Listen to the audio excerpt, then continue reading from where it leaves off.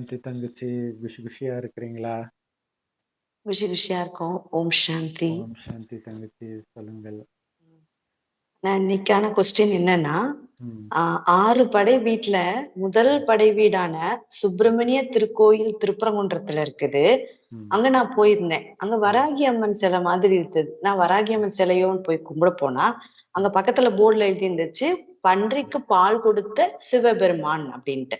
ம், இத பத்தி கேள்விப்படவே இல்லையே அப்படின்னு ம். சொல்லிட்டு நான் உங்கள்ட்ட கேட்கலாம் வந்திருக்கேன். Super, super. ஸோ இது வந்து ஏன்னா அப்படி ஒரு கதை இருந்திருந்தா இந்நேரம் ஃபேமஸ் ஆகியிருக்கும்.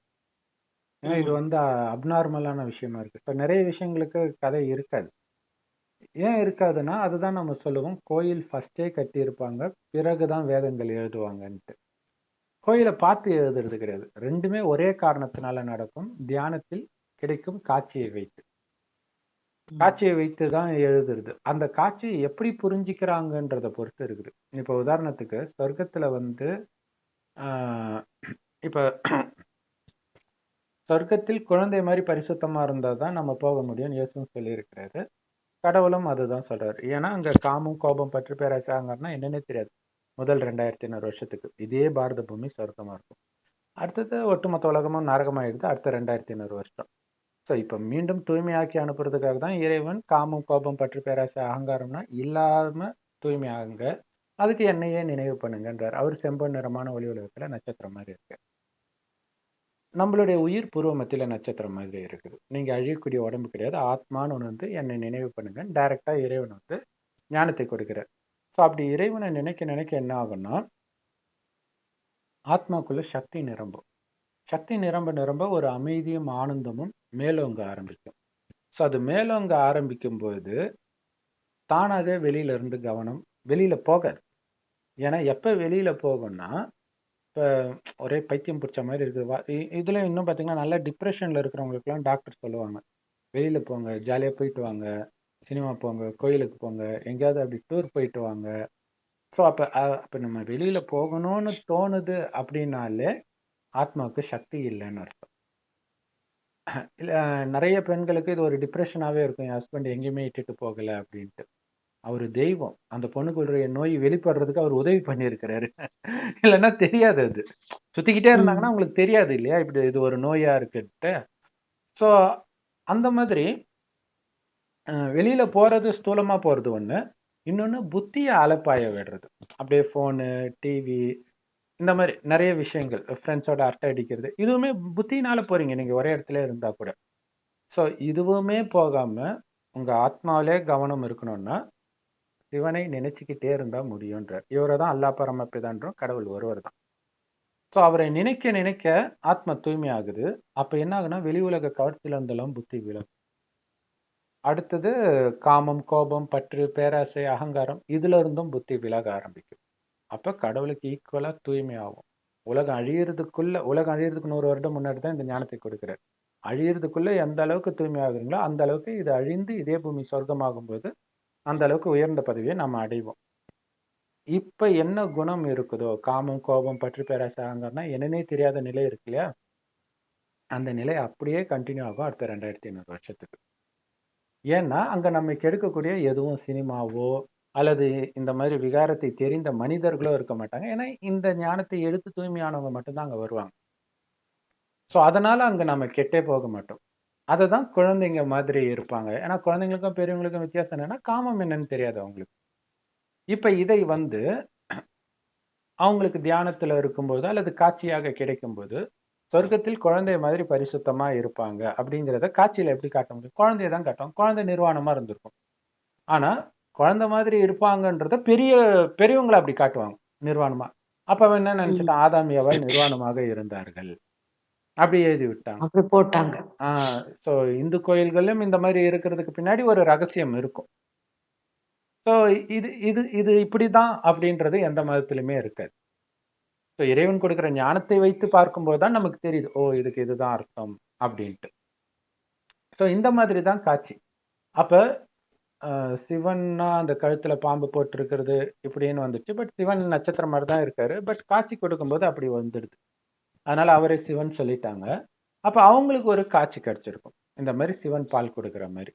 ஸோ லாஜிக்கா அது சாத்தியமா அப்படின்னா அவர் ஒரு ஆண் இல்லையா? ஆண் பால் கொடுக்க முடியாது ஒரு விஷயம். பெண்ணா இருந்தா ஓகே, அது சாத்தியம்னு சொல்லிட்டு அதுக்கு ஒரு கதை சொல்லலாம். இங்க சாத்தியமே இல்லாத விஷயம்.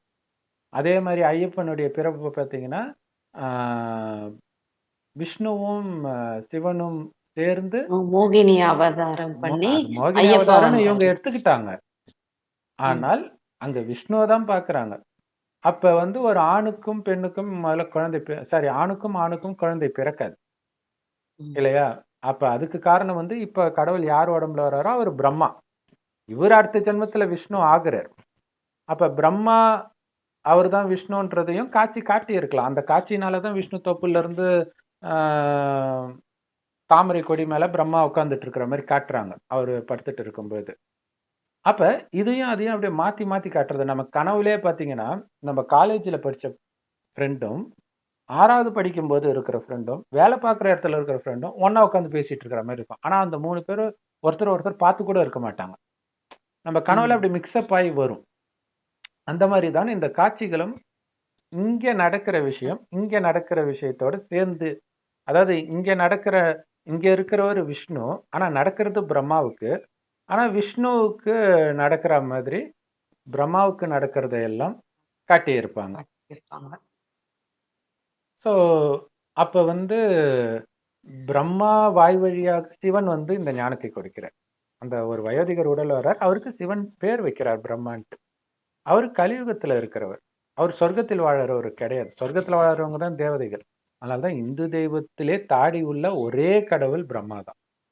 அப்படின்னா என்ன அர்த்தம்? தாடி மீசையெல்லாம் இங்கேதான் வரும், கலியுகத்துல தான் முளைக்கும். அங்க வந்து ஆண்களுக்கு தாடி மீசையும் இருக்காது, பெண்களுக்கு மாதவிடாய் பிரச்சனையும் இருக்காது. ஏன்னா அங்க காமமே இருக்காது. கணவனும் மனைவியும் குழந்தை வேணும்னு நினைக்கும் போது மனைவி கர்ப்பம் அடைவார். அந்த அளவுக்கு பரிசுத்தமான உலகம். இந்த தாடி வளர்றதெல்லாம் ஒரு விதத்துல தண்டனை தான் இல்லையா? அவன் முகத்தை அசிங்கமாக்குறது. அதே மாதிரி முடி கொட்டுறது, வெள்ளை முடி, கை அந்த தோல் சுருங்குறது, இது எதுவுமே இருக்காது. 150 வருடம் 20 வயது பையன் பொண்ணு மாதிரியே இருப்பாங்க சொர்க்கத்தில் எல்லாருமே. அப்ப அப்ப அங்க வந்து மாதவிடாய் அந்த மாதிரி பிரச்சனையும் எதுவுமே இருக்காதுல்ல? இருக்காது, இருக்காது. ஏன்னா அப்ப அங்க இங்க வர்றது வந்து தண்டனை, தண்டனையா? தண்டனை கண்டிப்பாக தண்டனை தான். அப்ப இதனால ம். கர்ம கணக்கு அழியுதா? ஆமா, கண்டிப்பா. தண்டனையினாலே குறைஞ்சுக்கிட்டு வருதுன்னு தானே அர்த்தம். அதான் கடவுள் சொல்றாரு, அப்ப நோய். லேடிஸ்க்கு ம். வேகமா குறைஞ்சிருக்கும். அப்படியும் எடுத்துக்கலாம். லேடிஸ் அதிகமா பாவம் செஞ்சிருக்கிறாங்கன்னு எடுத்துக்கலாம்ல. ஏன்னா கரெக்ட், கரெக்ட். ஏன்னா முன் ஜென்மத்துல அவங்க ஆணா தானே இருந்திருப்பாங்க. ஆண் பெண் மாறி மாறி பிறப்பாங்க, ஆனா மனிதர்களா தான் பிறப்பாங்க. ஸோ இது நல்லதா போச்சு இது நீங்க எடுத்துட்டு வந்தது. ஏன்னா நிறைய பேர் வந்து புல்லாகி பூண்டாகி நாயாகி பன்னியாகி இப்படி எல்லாம் சொல்லிட்டாங்க. அப்படி கிடையாது. மனித ஆத்மா மனிதனாகத்தான் பிறக்கும், சொர்க்கத்தின் ஆரம்பத்துல இருந்து கடைசி வரைக்கும். ஆனா ஆணா பெண்ணா மாறி மாறி பிறப்பாங்க. 2 பிறவிக்கு மேல தொடர்ந்து ஆணாகவோ அல்லது தொடர்ந்து பெண்ணாகவோ இருக்கவே முடியாது. அப்படின்னு அர்த்தம். எல்லா ஆண்களும் பெண்களா கண்டிப்பா பிறந்திருப்பாங்க, எல்லா பெண்களும் கண்டிப்பா ஆண்களா பிறந்திருப்பாங்க. இப்ப என்ன ஆகுது அப்படின்னா, நந்தி இருக்குது இல்லையா? நந்தி வந்து சிவனுடைய வாகனம் அப்படின்னு சொல்றோம். அதுக்கு காரணம் என்னன்னா, சிவனுக்கு வந்து உடல் கிடையாது. கடைசின்னு ஒரு வருடம் ஒரு வயோதிகர் உடல்ல வந்து பேசுறார். அவர் செம்பன் நிறமான ஒளி உலகத்துல நட்சத்திரம் மாதிரி இருக்கிறார். நாம பூர்வ மத்தியில நட்சத்திரம் மாதிரி இருக்கிறோம். அதை சொல்றதுக்கு தான் கடவுள், அவர்கிட்ட மட்டும்தான் இந்த ஞானம் இருக்குது. நீங்க ஆத்மா, உடம்பு கிடையாது. நான் உடம்பை எடுக்கிறது கிடையாது.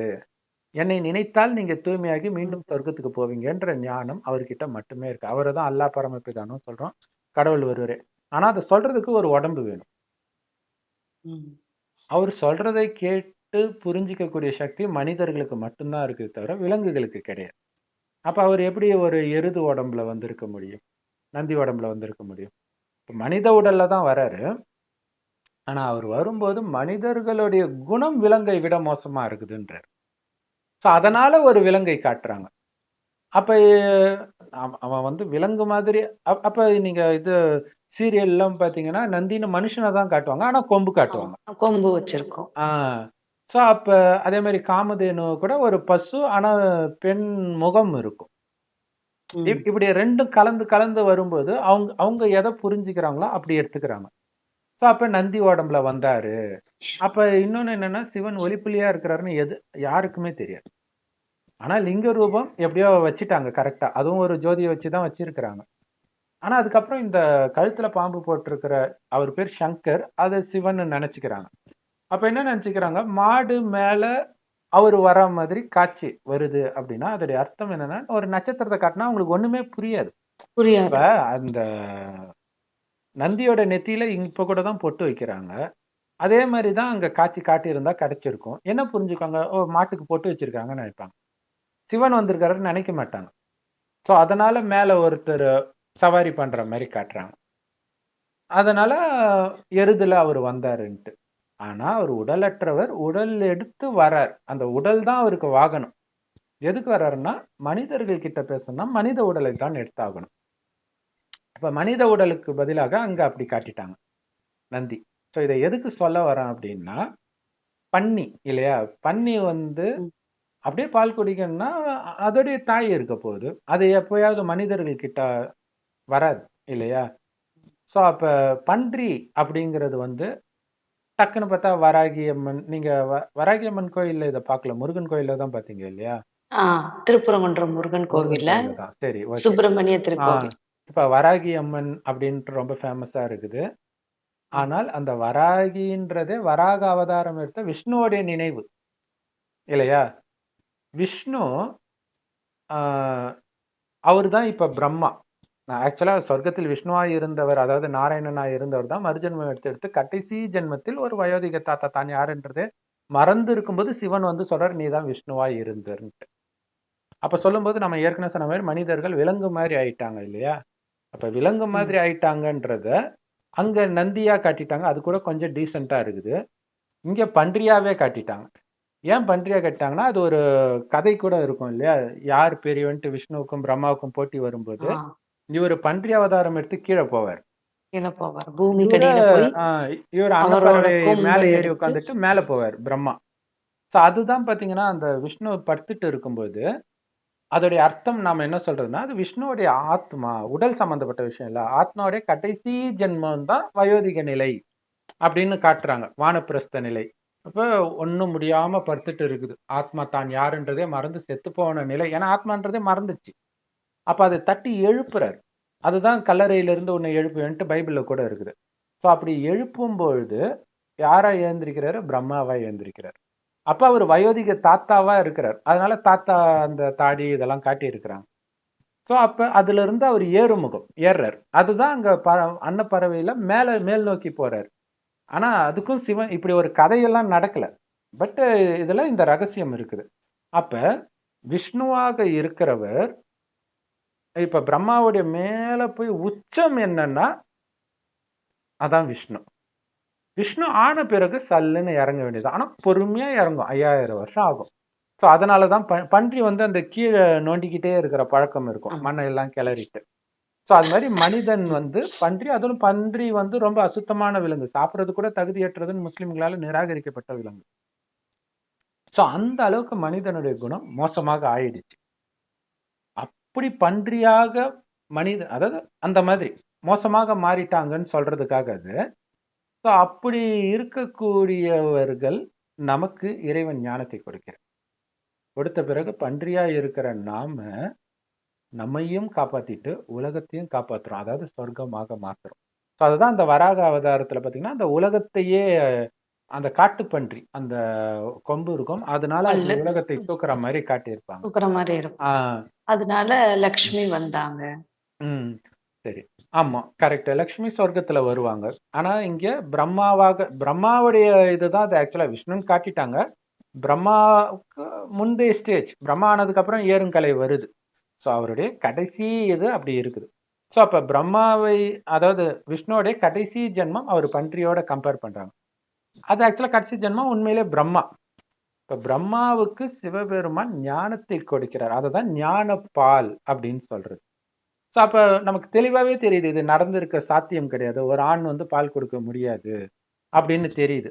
சோ அப்ப என்னன்னா, சிவன் பால் கொடுக்கிறார். அது ஞானப்பால். பன்னிக்கு கொடுக்க மாட்டார், மனுஷனுக்கு தான் கொடுத்திருப்பார். சோ அதுதான் இந்த ஞானப்பால். திருஞான சம்பந்தருக்கும் அதே மாதிரி அம்மன் பால் கொடுத்தது ஞானப்பால்னே சொல்லுவாங்க இல்லையா. ம். சோ இது எல்லாமே இந்த ஞானத்தை பாலோட ஒப்பிடுறாங்க. அவ்வளவுதான். சோ அப்ப பன்றியாக இருக்கிற நாம ஞானப்பாலை குடித்து சொர்க்கத்தில் ஸ்ரீ நாராயணனாக மாறும். அதே மாதிரி வராகி அம்மனுக்கும் அதுதான் அர்த்தம். இப்ப பிரம்மா உடலில் சிவன் வரார், பிரம்மா ஆண் தான் இல்லையா? ஆனாலும் சிவ தந்தைக்கு உடல் கொடுத்ததுனால அவர் நமக்கு தாயாக ஆகுறாங்க. ஆண் உடலில் இருந்தாலும் புதுசா வரவங்களுக்கு இது புரியாதுதான், கொஞ்ச நேரம் எடுக்கும் இல்லையா? அவர் ஆண் தான், ஆனா சிவத்தந்தைக்கு உடல் கிடையாது. ஆனா இது அப்படியே தலைகீழ பக்தியில இருக்கும். பக்தியில சிவன் தன்னுடைய உடலில் பாதியை பார்வதிக்கு கொடுத்தாருன்னு இருக்கும். எதுக்கு கொடுக்கணும்? பார்வதிக்கு தான் உடம்பு இருக்குல்ல. உடம்பு இல்லாதவங்களுக்கு தானே உடம்பு கொடுக்க முடியும். அவங்களுக்கு தான் இருக்குது அழகான உடம்பு. இவருக்கு தான் உடம்பு கிடையாது. சோ இவருக்கு தான் உடம்பு தேவைப்படுது. பிரம்மா உடம்புல வராங்க. அப்ப பிரம்மா அம்மாவா ஆகுறாங்க. சோ இந்த அம்மான்றதுதான் இங்க வராகி அம்மன் அப்படின்னு இருக்காங்க. இன்னும் பாத்தீங்கன்னா அந்த எந்த கோயிலை எடுத்தாலும் அபிஷேகம் பண்ற தண்ணி வெளியில வர இடத்துக்கு பேரும் கோமுகி தான் சொல்லுவாங்க. சிவலிங்கத்தின் கீழ்ப்பகுதியும் கோமுகி தான், பசுவின் வாயின் அர்த்தம். ஸோ பிரம்மா வாய் வழியாக இறைவனுடைய ஞானம் கொடுக்குதுன்னு அர்த்தம். அதே மாதிரி அங்க கோயில் அபிஷேகம் பண்ற தண்ணி கீழே வெளியில வர இடத்துல பாத்தீங்கன்னா அதுக்கு நேரா எப்பவுமே பிரம்மா சிலை தான் இருக்கும். ஆனா ஒரு சில கோயில்கள்ல, குறிப்பாக அம்மன் கோயில்கள்ல பிரம்மா மாதிரி ஒரு பெண் சிலை இருக்கும். அபிராமியோ ஏதோ ஒரு பேர் சொல்லுவாங்க அதுக்கு. அப்ப என்னன்னா பிரம்மாவே அங்க தாயாக இருக்கிறத காட்டி இருக்கிறாங்க. இதேதான் உண்மையிலே கடவுள் சொல்றாரு. அங்க கன்னி மேரி மாதா, வெர்ஜின் மேரி அப்படின்னு சொல்றது உண்மையில் இயேசுவைத்தான் சொல்றாங்க. இயேசுடைய அம்மாவுக்கு மகிமை கிடையாது. ஏன்னா பரிசுத்தமா பிறந்தது இயேசு கிடையாது. இயேசு உடலில் ஒரு பரிசுத்த ஆவி வந்தது இல்ல, அதை தானே பரிசுத்தம்னே சொல்றோம். அப்ப அதை பரிசுத்தம்னு சொன்னா இவர் பரிசுத்தம் இல்லைன்னு தானே அர்த்தம். அதுக்காக தானே பிரிச்சு காட்டுறாங்க இல்லையா? அவரு எல்லாரும் மாதிரி தான் பிறக்கிறார், ஆனா அவர் உடலில் ஒரு ஆத்மா பரிசுத்தமாக வருது. அந்த ஆத்மா தான் கிறிஸ்தவர்களுக்கு தந்தை.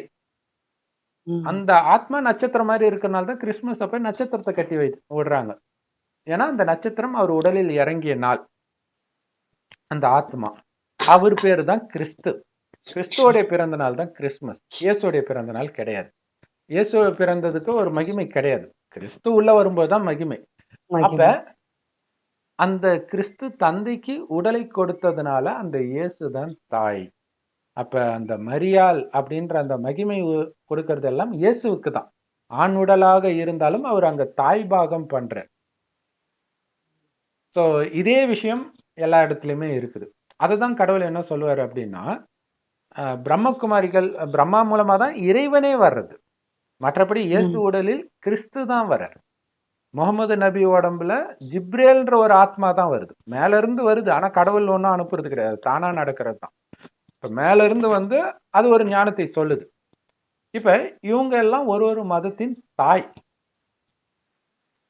இப்ப இங்க வேற ஒரு அர்த்தத்துல வருது.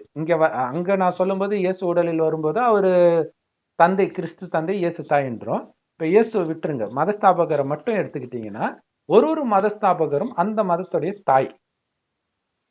ஆனா அல்லது தந்தையினை கூட வச்சுக்கோங்க. அப்ப அனைத்து தந்தைக்கும் தந்தையாக இருக்கிறவர் பரமபிதா, பரமசிவன். அதான் பரமபிதான்னு சொல்றாங்க. அல்லாஹ், இது எல்லாமே ஒருத்தர் தான். அப்ப இதுல எவ்வளவு ரகசியம் வெளிப்படுத்து பாருங்க. ஸோ இதுதான் விஷயம். பன்றிக்கு பால் கொடுத்தாரு. இன்னும் நிறைய கதை இருக்கும், அதெல்லாம் கூட நம்ம ஒண்ணா பார்க்கலாம். அந்த சிவனடியார்கள், நாயன்மார்கள் கதை, அதுல எல்லாம் நிறைய ஞானம் ஒளிஞ்சிருக்கும். ஸோ நம்ம அதை அடுத்தடுத்து பார்க்கலாம். பிள்ளைக்கறி கேட்ட சிவபெருமான், இது மாதிரி நிறைய விஷயங்கள் இருக்கும். எல்லாத்துலயுமே ஞானம் ஒளிஞ்சிருக்கும். இவ்வளவுதான் தங்கச்சி. நானே இப்பதான் முதல்ல கேள்விப்படுறேன் இது மாதிரி பன்றிக்கு பால் கொடுத்த சிவபெருமான் இருப்பாருன்ட்டு. அதுக்கு பின்னாடி புராண கதை எதுவா வேணாலும் இருக்கலாம், ஆனால் உண்மை இதுதான். அந்த ஆன்மீக ரகசியத்தை நம்ம சொல்றோம். ஓகே தங்கச்சி, சொல்லுங்க. எனக்கு வராகியம்மன் காட்சி கிடைச்சாங்க. அப்ப வராகியம்மனை பத்தி எனக்கு தெரியவே தெரியாது. ஆனா ஒரு நாள் மத்தியானம் தூங்கிட்டு இருக்கும் போது விளக்கு ஒளியில அந்த அம்மாவோட உருவம் தெரிஞ்சது. அதுக்கப்புறம் பாத்தீங்கன்னா பாத்ரூம் போனா டைல்ஸ்ல எல்லாம் அவங்களோட உருவம் தெரிய ஆரம்பிச்சது. எங்க பார்த்தாலும் அவங்க உருவம் தெரிய ஆரம்பிச்சது. ஆனா அவங்கள பத்தி எனக்கு ஒண்ணுமே தெரியாது. நான் என்ன பண்ணேன், நெட்ல அவங்கள பத்தி நெட்ல தானாவே பம்ப் ஆகி வந்துச்சு. நெட்ல பார்த்தபோது அவங்கள பத்தி தெரிஞ்சுக்கிட்டேன். அவங்க பன்றி ரூபம், கோரமான பற்கள் இருக்குது. அவங்க வந்து கிழங்கு போல அடியில இருக்கிற நம்மளுடைய கெட்ட தேவையில்லாத சிந்தனைகள், அந்த மாயாண்டு சொல்லக்கூடிய அந்த விகாரத்த அழிக்கக்கூடிய தன்மை உடையவங்க. நம்மள மட்டும் இல்ல, பிறருடைய அந்த விகார குணங்கள், அ கெட்ட குணங்கள், தீய குணங்கள அழிக்கக்கூடிய அவ்ளோ வல்லமை படைத்தவங்க. ஜெகன்மாதா, அன்னை, ஆ குழந்தை மனம் போன்றவள் அப்படின்னு நெறைய விஷயம் அவங்கள லேர்ன் பண்ணேன். ம். நெட்டு மூலியமா. அதுக்கப்புறம் நான் வந்து வராகி அம்மன போய் சந்திச்சேன். அப்புறம் நான் வீட்லயே என் களிமண்ல வந்து வராகி அம்மன செஞ்சு வீட்ல வழிபடுறேன். ஆ அவங்க அவங்க கிட்ட எல்லா கஷ்டத்தையும் ஷேர் பண்ணுவேன். அம்மா அப்படின்னு சொல்லிட்டு தான் போவேன், வைப்பேன். பாபா பாபாக்கு அடுத்து தாயா வந்து வணங்குறேன். ஆ ரொ அவங்க என் கூடவே இருக்காங்க அண்ணா. ஆ அந்த என்னோட நெகட்டிவ் நிஜமா சொல்றேன். என்னோட நெகட்டிவ் எல்லாம் அந்த அம்மானால தான். சிவபாபானாலயும் அ அந்த அம்மா என்னோட வீட்டுக்கு வந்த பிறகு எனக்கு வந்து என்னோட நெகட்டிவ் எல்லாம் போய் நான் டிப்ரஷன்லேருந்து வெளிய வந்து ரொம்ப நல்லா இருக்கேன் இப்போ. எல்லாத்துக்கும் காரணம் சிவபாபாவோட ஞானம். அவர் இல்லைன்னா நான் இல்ல. அந்த அளவு பாபாவோட ஞானமும், யோகமும் மேஜிக்கா செயல்பட்டுச்சு. அப்புறம் உங்க முரளியெல்லாம் கேட்டு கேட்டு நான் வந்து நல்லா தெளிவாயி, இப்போ வந்து ஆ என்னோட தகுதிய நான் வளர்த்துக்கிட்டனால தான், உங்க உங்க கிட்ட வந்து நான் உங்க சேவையில நானும் ஒரு ஆளா இருக்கேன்னா, எனக்கு ரொம்ப பாக்கியம். பகவான் என்னைய ரொம்ப நல்லா வச்சிருக்கிறாரு. சந்தோஷமா இருக்கேன் அண்ணா. Thank you, thank you. பாபாவுடைய சேவையில நம்ம எல்லாருமே கருவியா இருக்கிறோம். ஸோ நம்ம இன்னும் போக போக நிறைய சேவை பண்ணலாம். ஓம் சாந்தி தங்கச்சி. தேங்க்யூ. தேங்க் யூ அண்ணா. ஓம் சாந்தி. ஓம் சாந்தி. நன்றி.